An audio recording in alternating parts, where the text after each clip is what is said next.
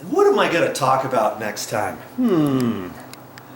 I think I know what it's going to be, and it's going to have to do with these switches right here in the wall.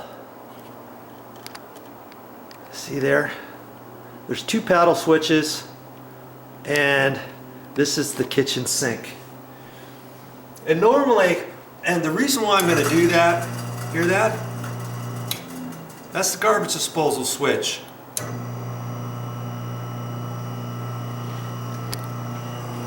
You can hear it? Can you hear it? It runs quite smooth and quiet. I like that. And I think it's because it's a nice encased one. And I don't know what size it is. It doesn't look that big. It's probably a 3/4 horse or something. They have half, 5/8, 3/4, 1, maybe even a little bit bigger than that, with a housing, a shell that fits around it that quiets it down. But see, that switch there is for this light. Right up here.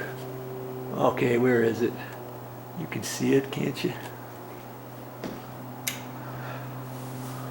Yeah, that light. Now, what am I gonna do with this? Usually, what I like to see is having the garbage disposal switch the closest to your sink. So when you're doing the dishes over here, let's see here. You're off here washing dishes, washing plates off, whatever. You just want to reach over and hit this and have the garbage disposal work.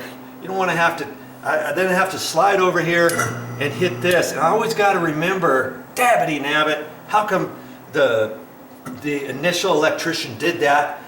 And I mean, over time, I'm sure I just have to reach further and hit this. It's no big deal. But because I know how to relocate electrical switches and plugs and stuff, I want to make a video of it in case you want to do the same thing, or if you want to take a switch out to replace it, you know, okay, what's back in there? What do I have to do? And all that. I'm going to make a video of that. Okay? And I'll show you how to pull the switches out. It's not going to be that hard once I pull this out. I know the box is back behind the granite. This is a granite backsplash, so that granite backsplash is probably 3/4 of an inch before the sheetrock. And then I've got the box in there, and it's a 3-gang box. 3-gang meaning 3 different things in there.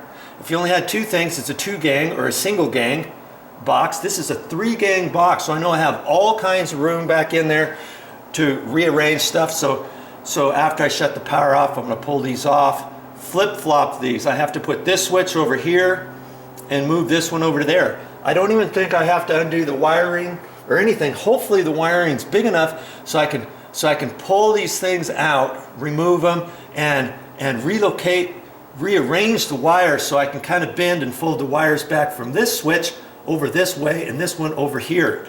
I don't think I have to do anything else, but that remains to be seen. That's why you might want to watch that video.